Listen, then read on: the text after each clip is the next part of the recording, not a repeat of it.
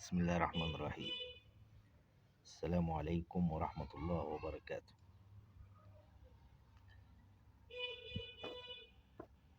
مبدئيا قبل ما نبدأ في الفيديو اعمل لايك للفيديو واعمل اشتراك في القناة عشان نقدر نوصل لأكبر عدد وتقدر تفيد وتستفيد من الفيديو. كلامنا النهاردة عن جنيه توت عنخ آمون اللي هو قدامك في الصورة ده، اسمه جنيه توت عنخ آمون، وده الإصدار رقم 7 من الجنيه المصري. الإصدار رقم 7 من الجنيه المصري اسمه جنيه توت عنخ آمون. ده كان شكله بالشكل ده اهو، إصدار رقم 7 من الجنيه المصري، وده إصدار الستينات وإصدار البنك الأهلي المصري. إصدار الستينات وإصدار البنك الأهلي المصري، ده شكله، وده الظهر بتاعه اهو، اوريهولك اهو. ده الظهر بتاعه اهو يا باشا، ده الظهر بتاعه اهو اهو، ده الظهر بتاعه اهو يا باشا. جنيه توت عنخ آمون، الإصدار رقم 7 من الجنيه المصري اهو.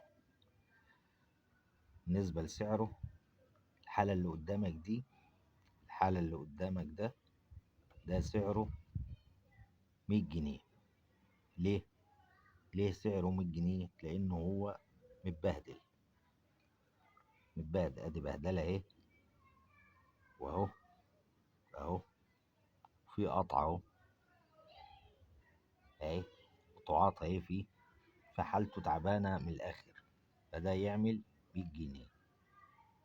حالة الأنصر اللي فيه يعني ده لو زيرو وحالته أنصر يعني ما اتلمس، ده هيعمل 300 جنيه. سعره هيبقى 300 جنيه اللي هي الحالة الأنصر بتاعته. أما بالحالة اللي قدامك دي فده يعمل 100 جنيه أو 90 جنيه،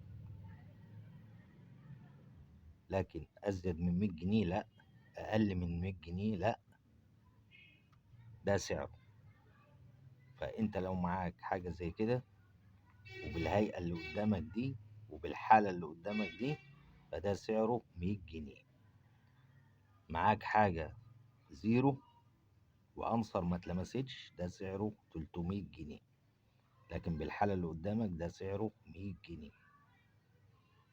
أي حاجة أنصر لها سعر، والحالات اللي زي دي لها سعر، والمتقطع والمشخبط ده ليه سعر. كل حاجة ولها سعر، كل حاجة على حسب حالتها.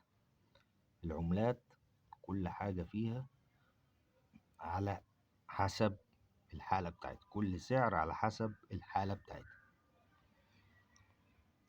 ده كان كلامنا عن الإصدار السابع من الجنيه المصري اللي هو جنيه توت، جنيه البنك الأهلي المصري. اعمل لايك للفيديو واعمل اشتراك في القناة. انتظرونا في فيديوهات تانية، والسلام عليكم ورحمة الله.